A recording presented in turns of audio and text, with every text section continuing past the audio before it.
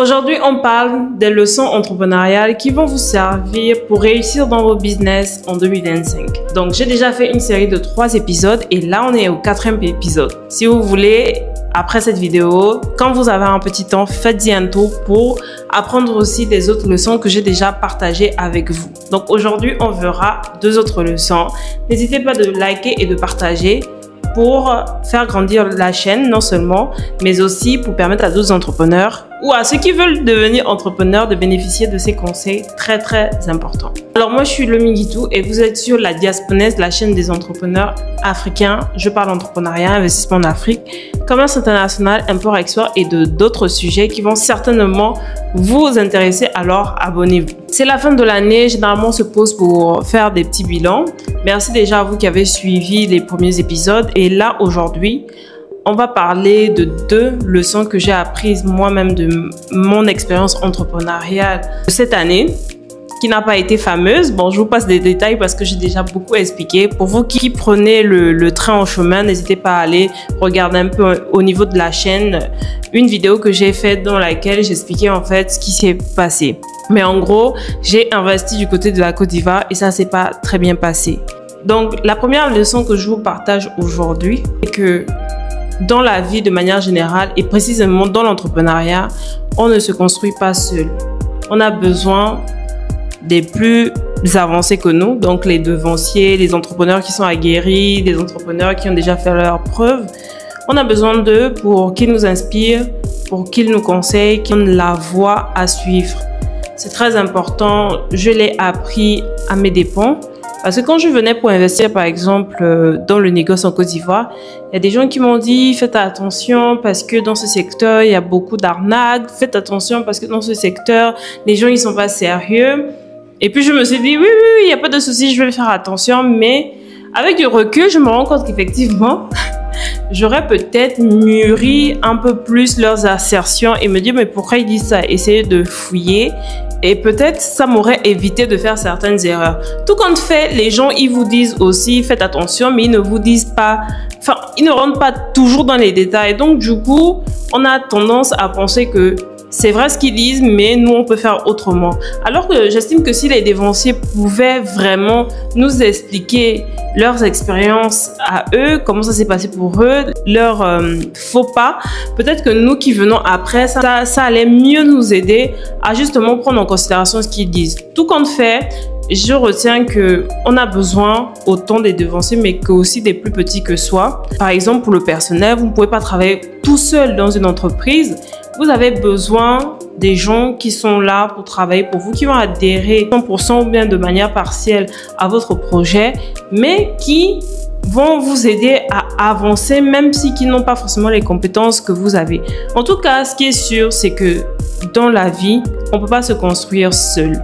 Voilà, on a besoin des maîtres directives. Ce sont des gens qui vont nous montrer la direction, où aller, où mettre les pieds et où ne pas mettre les pieds. On a les mains chaleureuses, ce sont ces mains-là qui seront là pour vous donner de l'affection, du réconfort. Quand ça va pas dans votre business, ça peut être des amis, ça peut être des parents, ça peut être votre partenaire de vie. Mais en tout cas, je pense honnêtement, après expérience, que la société occidentale nous apprend beaucoup d'individualisme, vous voyez. Et du coup, nous, la diaspora, quand on rentre en Afrique, on a une toute autre vision. C'est-à-dire que même dans le business, il y a certaines limites que l'on met, par exemple, avec nos employés. Alors qu'ici, vraiment en Afrique, ce que j'ai appris, c'est que l'humain passe même avant les compétences. On a vraiment besoin de se reposer à la fois sur des parrains, en tout cas des personnes qui vont nous coacher, nous parrainer pour avancer vite et bien dans notre business. On a besoin de se reposer aussi sur une équipe qui va porter le projet et nous aider à avancer sur des clients sérieux. En tout cas, ce qui est sûr, c'est que cette année, j'ai appris que finalement, la réussite d'un entrepreneur n'est que l'assemblage de plusieurs pièces. Et ces pièces-là, ce sont les humains. L'humain doit être vraiment au centre de votre business. Donc, si vous venez en Afrique l'année prochaine, en 2025, et vous gardez votre vision individualiste du business, où vous voulez rester entre vous, vous ne voulez pas vous ouvrir, vous ne voulez pas parce que peut-être vous avez peur des concurrents, ça va être très compliqué pour vous parce que de vous-même, vous ne pourrez pas. Vous avez besoin des gens qui sont là pour vous recommander, pour vous ouvrir les portes parce qu'il y a un niveau où, malgré toutes vos compétences, si vous ne connaissez pas quelqu'un qui peut vous pousser, surtout en Afrique, ça va être très très compliqué. Donc c'est la leçon que j'ai retenue personnellement et que je vous invite à prendre en considération. Quand vous revenez investir en Afrique là, mettez-vous en tête que l'individualisme, ça ne peut pas marcher pour vous. Vous êtes obligé de penser collectif et de mettre l'humain au centre de votre business, de vous reposer sur des personnes. Ayez dans vos carnets d'adresses des procureurs, des policiers, des directeurs généraux, des personnes de divers horizons parce que même votre dame de ménage ou bien votre cuisinier peut vous aider en vous donnant une information. Donc ne négligez pas vraiment les relations humaines que vous avez et surtout veillez à garder une certaine qualité au niveau des relations que vous avez avec autrui. C'est très important parce que en réalité, même si on vit dans un monde planétaire, le monde il est très très petit. Et si vous avez gaffé quelque part, ne pensez pas que ce petit quiproquo est resté loin dans le passé. Ça peut vous rattraper dans l'avenir. Donc vraiment, vous en tant qu'entrepreneur, prenez ces conseils-là. Et en 2024, nourrissez la qualité des relations que vous avez envers les autres. Et surtout, évitez de penser que sans les autres, vous pouvez réussir de tout ce. Ce n'est pas vrai. Tout entrepreneur qui sait bâti une richesse, bâti un empire, c'est forcément appuyé sur des gens. Et je pense que ces gens-là méritent justement que lorsque on atteint finalement le succès, qu'ils soient aussi au centre et bénéficient des retombées de ce succès-là. Donc, la deuxième chose, en tout cas, deuxième leçon que j'ai retenue, c'est que clairement, c'est pendant les moments difficiles que vous allez connaître qui sont vos vrais amis. Vous savez, on a différents types d'amitié et niveaux d'amitié. Il y a des amitiés qu'en réalité, ce sont des connaissances, des gens qu'on a connus comme ça et de fil en aiguille, on a sympathisé et gardé une certaine relation. Il y a des amitiés que l'on s'est faites depuis la maternelle, depuis le lycée, que l'on a nourri. Et il y a des amitiés aussi que l'on se fait en business parce qu'on a des partenaires avec qui on travaille depuis un moment et de fil en aiguille, le fait d'être toujours en interaction avec eux, on finit par devenir des amis. Il y a même des clients qui finissent par devenir des amis. C'est-à-dire qu'on s'est croisés dans le cadre d'une activité professionnelle et au final, on devient amis. Sauf que maintenant, quand vous vivez des situations difficiles, c'est là où vous allez voir qui est qui. Moi, au départ, j'avais connaissance de cette assertion-là qui disait que en réalité, tes vrais amis, tu les sauras quand tu es dans les moments difficiles. Mais je n'avais pas encore pris la mesure de cette affirmation-là. Je l'ai pris vraiment quand tout a dégringolé dans ma vie et que je me suis rendu compte que, en fait, déjà, en business, il n'y a pas d'amitié. En réalité, il n'y a que d'intérêt. Vos collaborateurs avec qui vous travaillez, même si que vous vous entendez comme sur des roulettes, que tout va bien, le jour où ça se passe mal, là, ils sont très peu qui vont rester fidèles. Les autres vont vous abonner sur le chemin parce qu'ils ne tireront plus profit des bénéfices que vous leur apportez. Ils vont vous trouver inutile, que on ne peut plus rester dans le même cercle parce que simplement l'intérêt que j'avais avec toi, je ne l'ai plus. Donc vraiment, ceux qui vont rester, vous saurez vraiment la qualité de ces personnes-là et vous saurez que c'est sur ces personnes-là que vous pourrez compter. Vos collaborateurs vont vous abandonner, vos partenaires, ils vont essayer de maintenir un peu la communication, mais après, whoop, tout va disparaître. Même dans la famille, votre propre famille de sang, vous allez voir qui est qui.